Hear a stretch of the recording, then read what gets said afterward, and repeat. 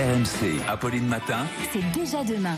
C'est déjà demain avec vous, Anthony Morel. Bonjour Anthony. Bonjour Apolline. Des QR codes qui, pour pouvoir aller à nouveau au restaurant. Ça fait des mois que l'idée fait son chemin et elle commence à se préciser. Il y a une première phase de test qui pourrait commencer dans les prochains jours. Oui, c'est ça, ça commence à bouger. Alors c'est le Parisien qui rapporte que le gouvernement serait sur le point de lancer dans les jours qui viennent une expérimentation, vous savez, dans les restaurants qui sont actuellement ouverts pour les routiers, avant de lancer ça à plus grande échelle. Donc en gros, le principe, c'est qu'on aurait des QR codes à l'entrée des restaurants, des petits codes barres numériques qu'on scannerait avec notre smartphone. Et donc, si l'un des clients est testé positif dans les jours qui suivent, tous ceux qui étaient dans le restaurant au même moment que lui pourraient recevoir une alerte sur leur téléphone pour aller se faire tester. Et c'est, on va dire, une illustration parmi d'autres du fait que ces QR codes, ces petits codes barres numériques, ça va peut-être être un atout finalement dans le retour à la vie normale. On pourrait aussi s'en servir dans les salles de sport, par exemple. Et c'est vrai qu'il y a une explosion de l'utilisation de cette technologie depuis quelques mois. C'est vrai qu'au moment de la réouverture des restaurants, on avait les QR codes, vous vous souvenez, pour les menus. On scannait les menus et c'était très pratique. Ça, c'est un truc, je suis sûr que ça va rester parce que c'est très hygiénique, il n'y a plus besoin de se passer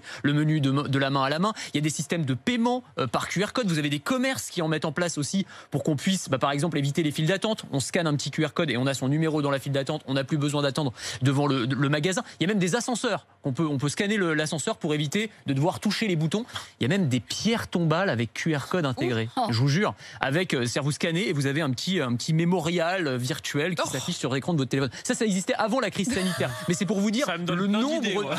On a Pierre Tombal. Charles, voilà. Ce sera Keylor Navas, le gardien du PSG qui s'affichera en plein arrêt face au Barça.